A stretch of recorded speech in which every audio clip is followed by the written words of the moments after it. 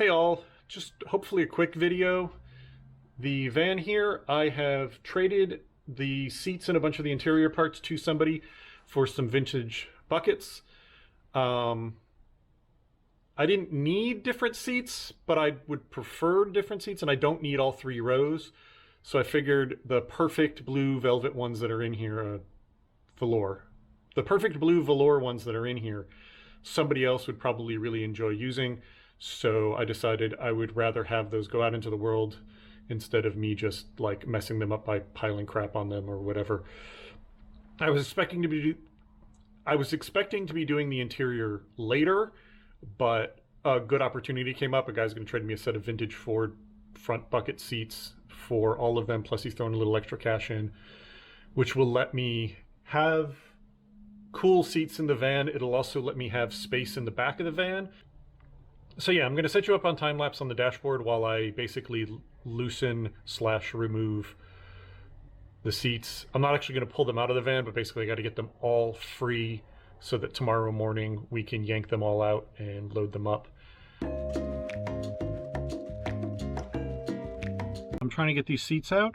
What I didn't realize is that they are bolted through the floor, and what's on the other side is a plate and a nut. I was assuming it was going to have a captive nut kind of situation where you could just unbolt it from the top, but that's not the case. You put an impact gun on it, it'll spin a little bit, and then as soon as it's loose enough that that nut underneath can turn, it just spins without doing anything. I was able to get the passenger side rear seat out because I could reach a wrench up on top and the gun underneath. So I'm kind of at a pause right now because there's nothing else that I can do in this moment to move forward on this. I'm waiting for my partner to get back. So the other things that I'm taking down are these side pieces and the curtains. I'm going to get those off the doors as well. That's all going to the person who's buying the seats. I don't know how much they're going to be able to reuse, but whatever they can reuse is great. Like, because I don't need any of this interior. I think basically the only thing the conversion van company added in this interior that I might keep is I might keep these light fixtures. I won't even keep this center console thing, but just the light fixtures might be useful. That's about the only thing I can think of all the conversion van stuff that I really need. So yeah, since I can't work on the seat bases anymore, I'm going to get these off. I'm not going to try and film because it's really dark in here, but I'm going to get these off and packaged up for them. And then when my partner gets back, I'm going to get this seat base out, those two bolts. I think I'm going to wait on the front ones to confirm whether they're picking up everything. They weren't sure everything would fit in their vehicle, so I'm going to wait on the front ones to see if they can fit everything in their vehicle or not. If they can, then we'll pull those out tomorrow when they pick them up. If they can't, then I don't waste a bunch of time taking them out, putting them back in again. But yeah, I'll show you my new seats once I get them, and we'll go forward from there. Hey all, so I didn't film while they were here, but really great couple people came and bought all the seats out of the van. I'm going to put a quick picture up right now of them.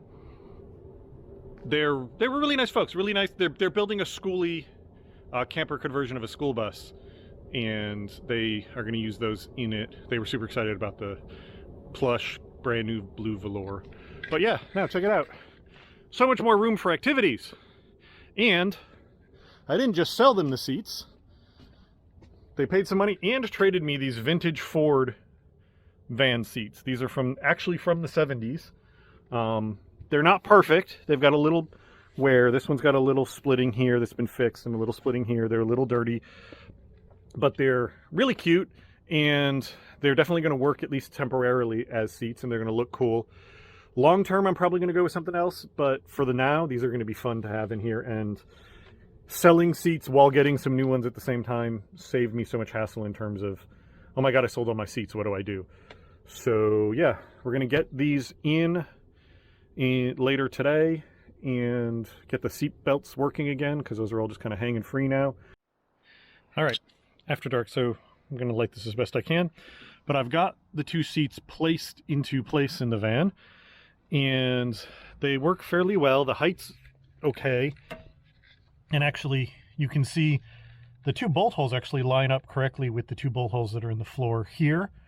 So that's awesome. That lets me line things up and make sure I've got everything straight front to back and side to side easily. Ignore the gross carpets, I know they're gross. And then the front two holes, one is here and one is there. So if I just trim this back a little bit here, I'll have access to the bolt hole. And what I think I'm going to do is make a couple of tabs with a hole in it. I'm going to trim this back, bolt the tab in place, bolt the back in place, and then tack the tab in and then take it out and weld it where I'm not near a carpet so that I can bolt it in the front. But what I want to do is not cover up this hole, because that means that if somebody wants to bolt these back into a Ford later, I'm not hacking this up to a point where it can't be used for that.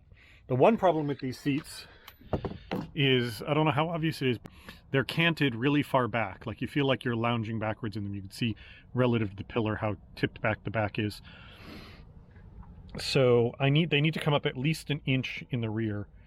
So my plan is to make some spacers to space up the back, and then just use a longer bolt that goes through the seat, through the spacer, and through the floor.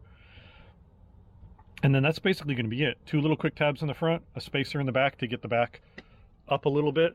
All right, now that it's light out, I can show you the seats. I actually did a bunch more work during the day, but it's been on and off pouring rain, so for a bunch of it I was sort of crammed in the van with the doors closed, so I couldn't really show it to you effectively. But these are bolted down. There's a spacer in the back to lift the back up. There's a washer welded in the front to make sure that's locked in place properly. Seat belts I had to get a little inventive. They're mounted differently on both sides because of just what I've got available. This was a bracket that was on the old seats that I reused here to secure this seat belt. It's secure, it goes under, and it's through the same bolt that's holding the seat down, because I could not find any bolts for the Ford holes. These are 7/16 by 20 fine thread, and that just does not exist around here. Everybody's got either no 7/16 or the coarse thread only, so I couldn't usefully use these holes without ordering bolts, which would have delayed things. So this bracket is holding the retractor and the end of the belt on this side. On both sides, what I did was bent the bracket that held this on, that used to stick basically straight down. I bent it 90 degrees. It's tucked into the 2x1 steel and caught on the bolt. So these move a little bit, but they're perfectly, like they're not going anywhere. They're perfectly safe. I will probably get a spacer in there to hold them a little more solidly, just because so it's easier. But from the safety standpoint, those are totally locked in. On the other side, the one end is captured under the seat by that bolt, and then the other side, because I could get into the pillar on this side, I made a captured nut. I took a large round washer, cut it like into a vertical piece, and welded a nut to it, and that slipped in through a slot behind this light up in, and then this is bolted to it, so it's locked in place that way. That slit isn't on the other side, which is why I had to use that bracket. If I'd had two of those brackets, I would have done that, but I didn't. So each side is both safely bolted in. They're just bolted in differently. One thing that I did discover is only one of these bases, the slider still works, or one of these seats, the slider still works properly. This one, the slider goes back and forth and locks in every position. That seat, in all but the rearmost position, it doesn't lock in place. You'll pull the lever to lock it, and then if you push, the seat will just slide back until it hits that rearmost position. At some point I'm going to take that seat apart, take that slider out, and see if it's a fixable problem. I suspect what it is that the little pin that locks it in is just worn out, so it doesn't catch. But that's a not a today problem, because the passenger seat doesn't need to be able to slide forward and back in any meaningful way.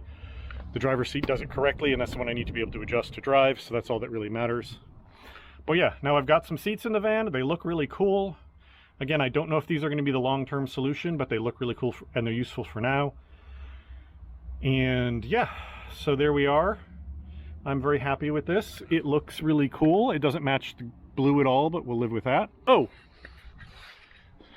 the conversion van door panels, turns out, are screwed right over the steel door panels.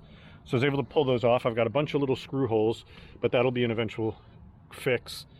The power window switches, this is interesting, the power window switches are here, but there's still a hole for the manual one here, because I assume that when it's sold to the conversion band companies, the assumption is that it's gonna be covered, so there's no point in making two of these door panels, one with the manual and one with power. So what I'm probably going to do is see if I can find just a plastic plug or something for that hole, just to make it less obvious. But I like this because it's got the vintage door look to it. So that's very cool. That's going to stay, at least for now. So there we go. My seat conversion is done. My interior work is started. I wasn't expecting to start with the interior, but I had that opportunity for those seats, so I jumped on it. So now I've got new seats, a little bit of extra cash towards the project, and that's good. Thank you all very much for watching, and I will talk to you later. Bye.